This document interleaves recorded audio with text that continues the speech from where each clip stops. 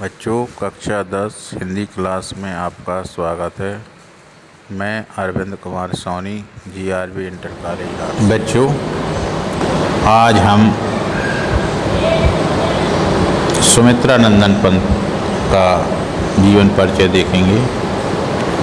आपके कोर्स में ये जीवन परिचय 3 नंबर का लिखने को आता है। प्रश्न होता है,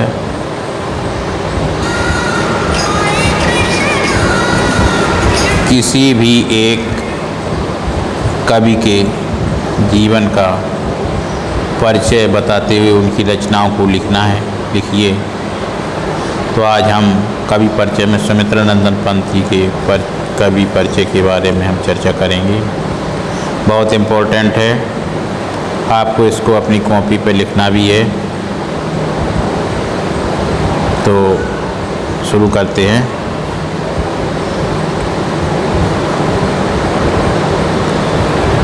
श्री सुमित्रा नंदन पंत का जो संपूर्ण काव्य है, आधुनिक काव्य चेतना का प्रतीक है। ये ऐसे कवि हैं जो हिंदी साहित्य को एक नया जीवन प्रदान करते हैं। इन्होंने अपनी काव्यमय रचनाओं के द्वारा मानव जीवन की उन समस्त परिस्थितियों को एक नई दिशा देने का प्रयास किया है। हमारे ये जो कवि सुमित्रा नंदन पंत है, प्रकृति के कवि माने जाते हैं। प्रकृति की छोटी छोटी घटनाओं को इन्होंने बड़े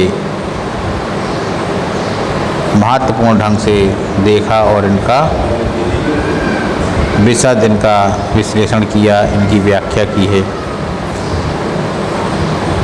इनके काव्य में धर्म, दर्शन, नैतिक एवं सामाजिक मूल्यों की भावना एवं प्रकृति की सुकुमारता,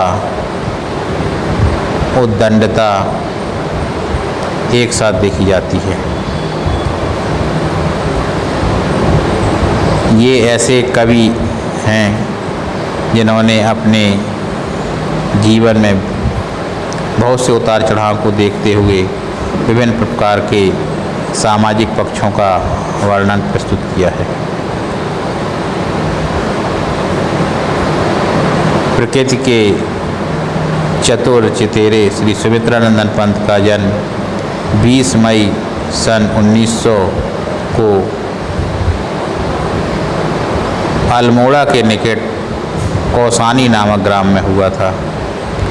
इनके पिता का नाम पंडित गंगादत्त पंत था।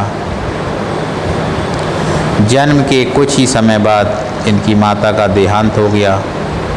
अतः इनके लालन पोषण या लालन पालन का कार्य इनकी दादी ने किया।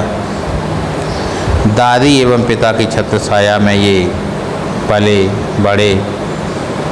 इनकी प्रारंभिक शिक्षा अल्मोड़ा में हुई। यहीं पर इन्होंने अपना नाम गोसाई दत्त से बदलकर सुमित्रा नंदन पंत रख लिया। इसके पश्चात ये जय नारायण हाई स्कूल वाराणसी में आ गए और वहाँ पर इन्होंने शिक्षा ग्रहण की।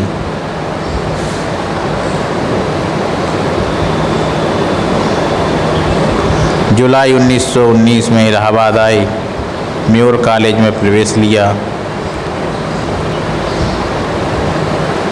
अपनी शिक्षा का कार्य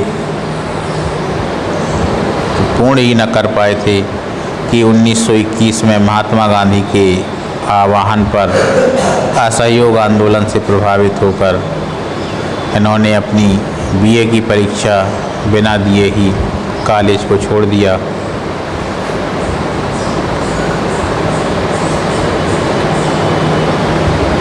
इसके पश्चात ये घर पर रहे। इन्होंने विभिन्न भाषाओं का स्वाध्याय किया।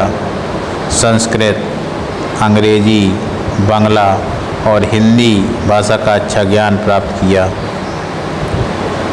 प्रकृति की गोद में पले बड़े हुए, इस कारण इन्हें प्रकृति से बहुत लगाव था। इस कारण इन्होंने अपनी सुकुमार भावना को प्रकृति के चित्रण में व्यक्त किया। इन्होंने प्रगतिशील विचारों की एक पत्रिका भी प्रकाशित की। 1942 में गांधी जी के भारत छोड़ो आंदोलन से प्रेरित होकर लोकनायक नामक सांस्कृतिक पीठ की स्थापना की और भारत भ्रमण के लिए निकल पड़े। 1950 में ये ऑल इंडिया रेडियो के परामर्शदाता के पद पर नियुक्त हुए।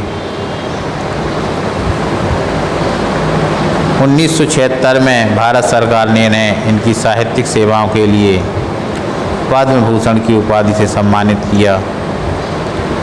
इनकी जो कृति चिदंबरा है, चिदंबरा के लिए इन्हें भारतीय ज्ञानपीठ पुरस्कार भी प्रदान किया गया। 28 दिसंबर सन 1977 को इस महान साहित्यकार ने अपने इस भौतिक शरीर को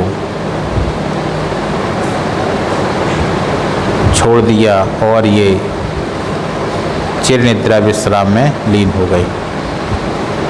अगर हम पंत जी की रचनाओं की बात करें तो कहा जाता है पंत जी बहुमुखी प्रतिभा के धनी थे। इन्होंने बहुत से काव्य लिखे, नाटक, उपन्यास और कहानियों की रचना की, परंतु पंत जी का जो रुझान था वो काव्य के प्रति अधिक था। इसलिए इन्होंने अपनी रचनाओं का जो क्षेत्र बनाया वो प्रधान क्षेत्र काव्य को ही बनाया। अपने दीर्घकालिक जीवन में इन्होंने हिंदी काव्य जगत की अनेक कृतियों को प्रकाशित किया, लिखा। इनकी प्रमुख रचनाओं में वीणा, यह पंत जी की प्रथम काव्य पुस्तक है। इसमें उन्होंने प्रकृति की उन सुंदर कल्पनाओं को समाहित किया है जिनकी ये अनुभूति करते थे। इसके बाद इन्होंने ग्रंथि, पल्लव, गुंजन आदि बहुत से काव्य संग्रह लिखे। जो ग्रंथि काव्य संग्रह है इनका, ये इसमें इन्होंने एक असफल प्रेम की दुखपूर्ण गाथा का संग्रह प्रस्तुत किया है। इसमें वियोग श्रृंगार की प्रधानता है।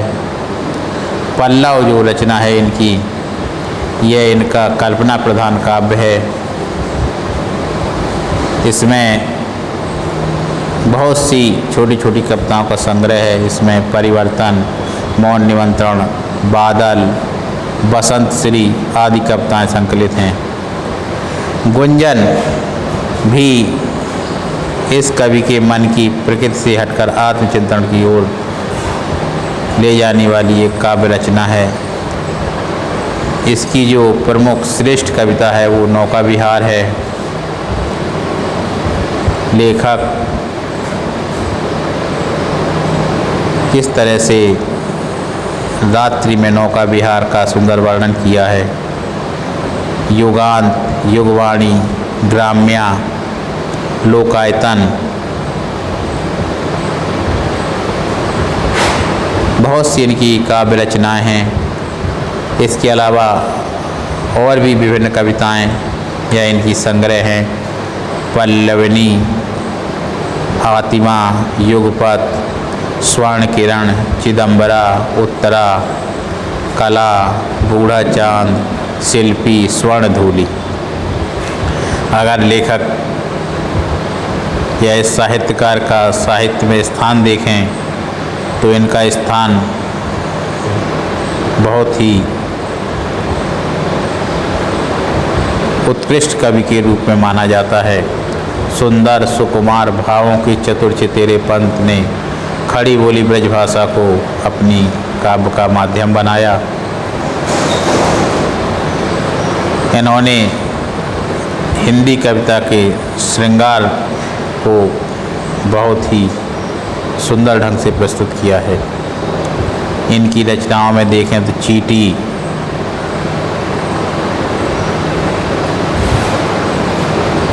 इनकी आपको रचना पढ़नी है। दूसरी इनकी जो कविता है वो चंद्रलोक में प्रथम बार भी आपको पढ़नी है। ये एक काल्पनिक कविता है जो लेखक ने प्रकृति के दृश्यों को सुंदर वर्णन करते हुए लिखा है और इस देश की स्थिति को भी बताया है अपनी चंद्रलोक में प्रथम बार कविता के माध्यम से। तो बच्चों, आज हम लोग ने पंत जी का जीवन परिचय पढ़ा। अगले क्लास में हम आपको चंद्रलोक में प्रथम बार इनकी रचना पढ़ाएंगे।